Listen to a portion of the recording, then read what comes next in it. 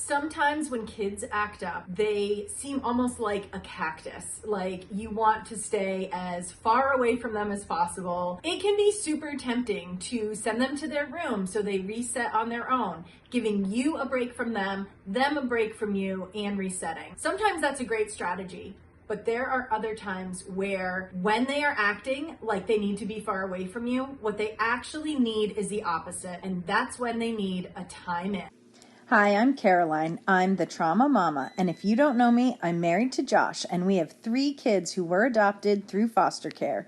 This channel is all about raising kids who have experienced trauma, raising kids with special needs, and some basic simplicity parenting hacks. Please know that this channel is not a replacement for foster and adoptive trainings.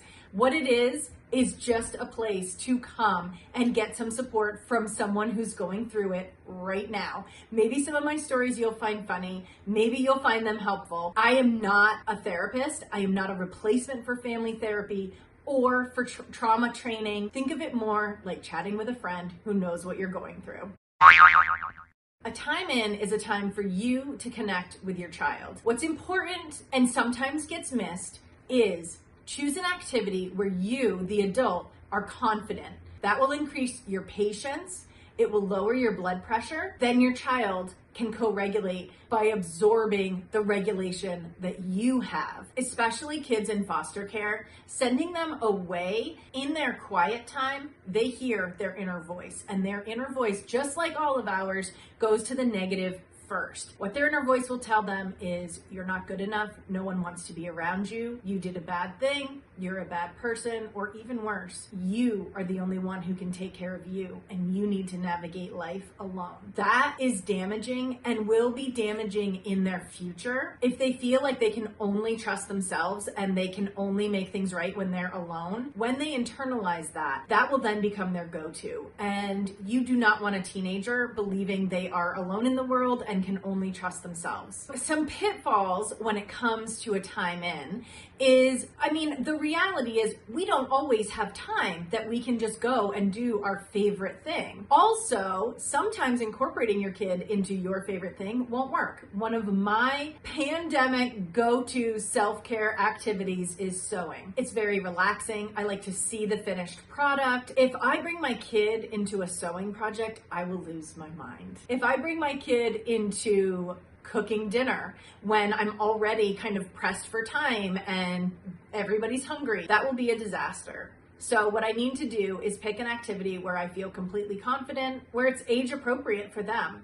So this weekend, my son was fighting with his siblings. He was riding his bike, which he really feels confident in, which is great, but he kept kind of bumping into them and then being a little unkind about that it had happened rather than apologizing and making it right. We needed to separate them. At first, my husband's suggestion was, can you bring him, the offender, with you, maybe leave him with your mom? And I was like, what he actually needs is a time in. So what he needs is to spend more time with the parent who was observing these misbehaviors. And I'll take the other 2 kids.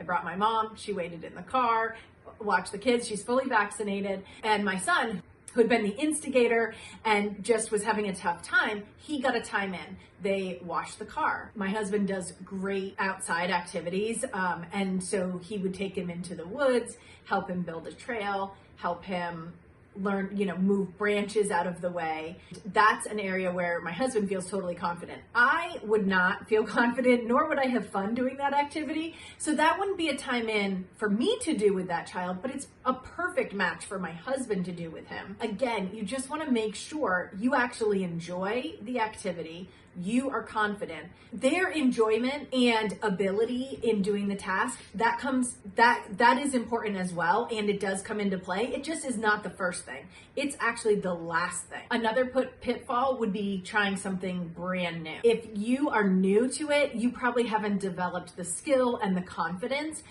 Those are the pieces that will help you feel more patient, more level, and that's going to help with the co-regulation. The other thing is Josh feels really good when he accomplishes something. That's why something like clearing the branches and the brush out of the trail or washing a car, you can turn and look and see a finished project. So that really speaks to one of Josh's love languages, which will make him enjoy it more, which in turn helps our child. Now, because this is real, and I don't want to put on this show that you do a time in and everything goes perfectly, I will tell you this weekend, those attempts did not work. And all my son wanted to do was ride his bike. That's okay.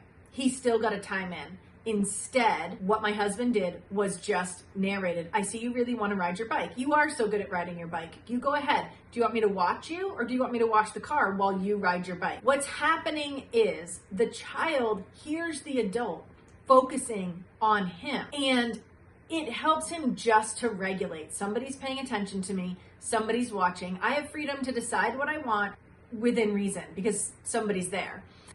You know, you do need to be a little bit flexible. You need to know your child. If you are a foster parent, time ins are so crucial because often the children that come in your home have had times where they have been ignored. I'm going to use the word ignored rather than, but the reality is if they're in foster care, yeah. But I'm going to, so that I don't trigger anyone, I'm going to use the word ignored. If a child has been ignored, it will be really triggering for them to be put in a time out, sit on a seat, sit away from me. Whereas a time in would be something new to them. They may struggle with it because it's new. And if you don't know them, like my husband knows my son knew that it just wasn't working with getting him involved and so gave him an alternative. If it's a foster child, they will likely have a hard time knowing what they enjoy to do. Because honestly, especially if they are new to your home, they are still in crisis mode and their body is just starting to recover from their trauma. Using a time in, just having them right near you, it doesn't even have to be an activity. What's important is have their body close to yours so they can pick up on your body heat, your heartbeat, maybe your skin to skin if you are holding their hand, and you can do anything. You can sort your silverware. You can, but again, it's something that is calming to you. You could even put your phone down and flip through different pictures. What you want is to do something where you're not completely focused on the child, because that would be really tempting to correct their behavior, ask them a lot of questions. You want to be focused on something else, and they are just simply with you, feeling your heart rate go down because you might have gotten elevated from the situation. Don't feel bad about that. That's good. Because then they can learn, oh, you know, she got upset, her heart rate went up, but look, now she's calming down. It's safe to calm down. I can calm myself down too. And that's how they learn. I think my point was, I'm trying to remember, when a child is new in foster care, use time ins far more than time outs or time away. And remember, it's really at that point just about keeping the child safe and near you and you doing something de-escalating. All right, so today is Monday. I might have to start recording videos on Monday. On Mondays, especially this one, this is the first Monday after a vacation and it really feels like a Monday. And so, you know, I did not do my typical hair and instead I just took a shower. The curl is how my hair naturally comes out. I don't love it. I think part of not loving it is if you have curly hair, you always want straight hair. My friend Erica has curly hair and she has perfected styling it. Her curls are always on point. I don't have that skill. I don't exactly know what products to use. I found less is more for my hair, and the more I try to get it to do something, the more stubborn it becomes. If you don't like my hair today, I'm with you. I don't love this either. This was just putting it up. I am really working to hit 50 videos and to not stress about how I look in them, what the angles are, better lighting, all of that will come. Right now, I'm just getting the content out. The reason I mention it is because I'm the type of person where if I'm thinking something about myself, if I call it out, I feel much better. I can let it go. Whereas if I don't say it, then I worry everybody else is thinking it. So if you weren't thinking about my hair and now I've pointed it out and now you are, I apologize. But this was just something I had to say to get off my chest. Because I mentioned that today is the first Monday after a vacation, I want to share this question with you. So a friend of mine is a teacher.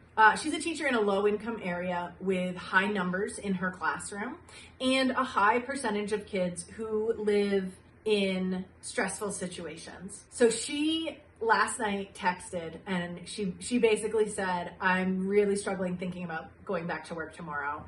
I wrote back and said, what's the anxiety about?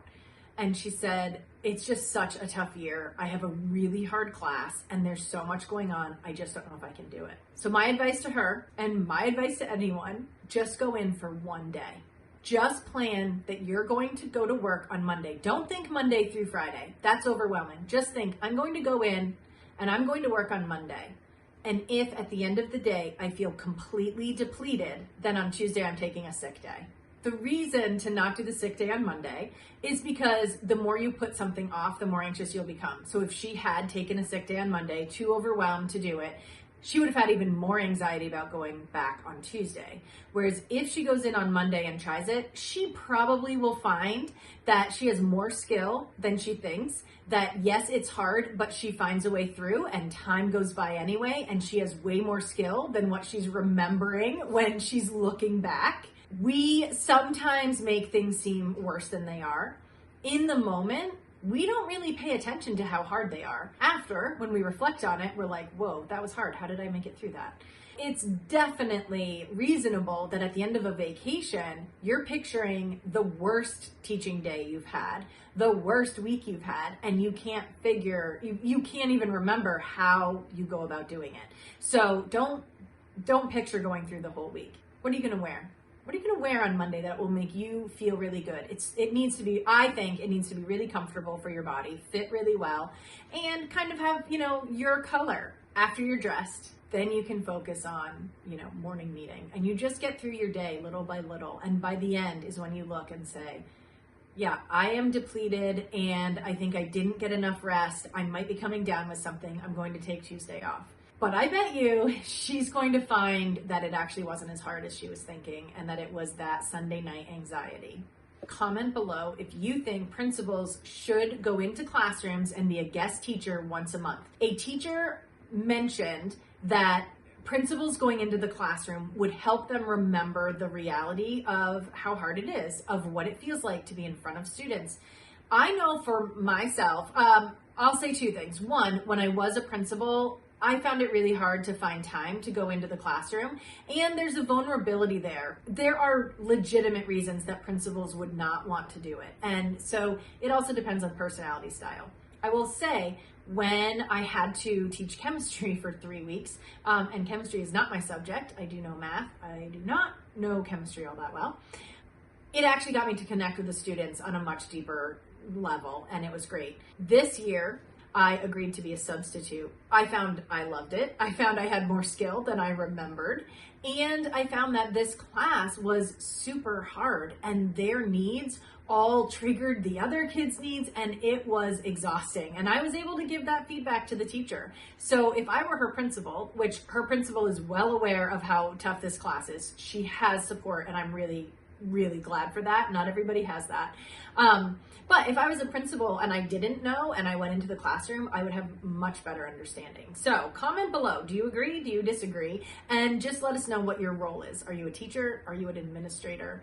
If you're an administrator and you want to find ways to build it into your schedule, I actually am really good at schedules, and that is just one of my talents. So I will help you, and I will help you also set the boundaries, because if you are going in to be a guest teacher, then you need to know. So for me, I would need boundaries, like if somebody comes and asks me a question while I'm doing the teaching, I will ask them to send it to me by email so that I remember, because I don't want to have to carry it in my head as I'm walking from the classroom back to my office. There are boundaries you can put in place if you're really honest about, what's your hesitation. Feel free to reach out if you want some tips. Okay, here's a question. Can FAS, which is fetal alcohol syndrome, that is under the umbrella of fetal alcohol spectrum disorder, it's the highest level. That's actually incorrect. It's FAS or FASD. But what they're trying to say is, can fetal alcohol syndrome still occur if cognitive functions are great? The answer is yes. So it's a spectrum. There's a range. There's a range of impacts it has. There's a lot of uniqueness. People who study this, and I'm very new to studying it. I'm very new to even knowing it existed. So I am by no means an expert. Go follow Jeff Noble. He's awesome, very relatable, and he knows a lot. There's a lot of uniqueness, but then within that, you also find other people who are going through exactly what you are. A colleague of mine whose child is a teenager and has FASD, her daughter is extremely intelligent, very gifted musically, and her challenges really come in the form of behaviors and some sneakiness, lying, and that's where their struggle is. And they've had doctors say she's too smart to have FASD. That is a doctor who does not know FASD. The short answer is yes, and the long answer is if your child was exposed to alcohol in utero and you think it's having an impact on their ability, meaning that their ability is not matched with where you think it might have been without the alcohol exposure, then find a doctor who does know about fetal alcohol spectrum disorder and get all the information you can, because it's a really specific diagnosis. We are really struggling right now with a few things. Our boy, 12, has perseverance issues when it comes to something he sees or wants. He cannot focus on anything else. We redirect, and that works for a bit, but then we come right back to the other thing. I'm struggling with keeping my cool with this issue. What have you done that seems to help things click and change gears? Thanks. Here's what's helped me. I visualize his mind. So he sees something that he wants. Say it's a motorcycle. One of my kids is dying for a motorcycle that he can actually ride on. He will be 7 in a week. He's not getting a motorcycle. He's really focused on it. Anybody asks, what do you want for your birthday? Motorcycle. Picture that his mind is a driveway that's been filled with a foot of snow, and a snowplow has just cleared a path leading to that motorcycle. That literally is all he can see. Have you ever walked on a path like that? And if you want to suddenly turn right, you're up against a wall of snow, packed in snow. So visualize it. That will help you understand, have a little bit of empathy. That helps keep your cool. What you as the parent have, you have a little shovel. And you're going to take it and just chip away to make a new path in that wall of snow so that you can help them veer off. But say you want them to veer off at let's say a 45-degree angle, and you want to lead them to a book. We're not getting toys, we're getting books. You have a little shovel, so you have to do it little by little. That means it's going to take several tries, lots of reminders, pictures, words. You have to go back to it. It will take a lot more than the motorcycle is automatic. A snowplow or a neurological pathway has been cleared leading to that motorcycle. You have to do the same thing to the other path. You just have a smaller shovel. It is really hard. That's where your self-care comes in. That's where you reach out to a friend. That's where you watch this channel. That's where you give yourself a break. And maybe you don't have the expectation that you totally keep your cool. You give yourself permission to take a deep breath and sigh. Remember, we're getting books? Did you forget about books? Books? I thought we were doing books. That type of thing. It's okay to be frustrated with it. It is frustrating to dig a 95-degree angle with a tiny shovel on a wall of snow that's been plowed down the straight driveway. I think the visuals help, and just know that you're not alone. Okay, I found this post on my Facebook. Facebook is awesome because it does remind us of like where we were, and it can really be like, it can be awesome or it can be kind of triggering. This was from April 21st, 2014. Child update for those who have been waiting. 1, neurological MRI was normal. 2, he tested negative for Fragile X. Yay! 3, his DNA testing showed a duplication of a gene, but there's no scientific information about the effects of that specific duplication. What does that mean for his future? Like all kid, the sky is the limit. Wait, is that too restrictive? Reading this post, I remember how I felt in April 2014. I felt like the fears that I had were eliminated. What I remember from this time was feeling like we have no worries, everything's fine. So the update is 1, I'm dying for another MRI. And there is a reason that he does need another MRI, and I'm actually grateful because I am curious what it will show. There have been frustrations around the fact that some of his struggles haven't shown up, wondering if a new MRI will change anything. The genetic abnormality, they do know more about now. It explains a lot of what we went through when he was an infant and a toddler. And there is frustration on my part that would have been helpful back in 2014. Now they don't know as much about how it affects his age now. And so that part is certainly frustrating. I say to people, I encourage anybody with adopted children and kids in foster care, I encourage that they get genetic testing. I also caution parents that the genetic testing will not give you that one answer that explains everything. And if that's what you're hoping for, which in my case it was, you will be disappointed. It is a really slow process in terms of getting information. Okay, the sky's the limit. The reality is, for my child, the sky isn't the limit. He has a lot of limitations, but his body is working hard against those limitations all the time. I don't know what it means for his future. My husband and I have realized we have to redefine what independence will mean for this child. We have time. He's not close to 18, thankfully, but we'll have to redefine what that looks like. And that is really hard. Ignorance is bliss. And so I don't wish I knew anything different in 2014. But what happened right as this was being posted was that I reached out to DCF and said, we're ready for a baby. And a lot of that decision was feeling like this kid isn't going to need as much as I thought he needed. And that ended up being inaccurate. I am still very thankful that we got the foster placement, and that's my son. So, yeah,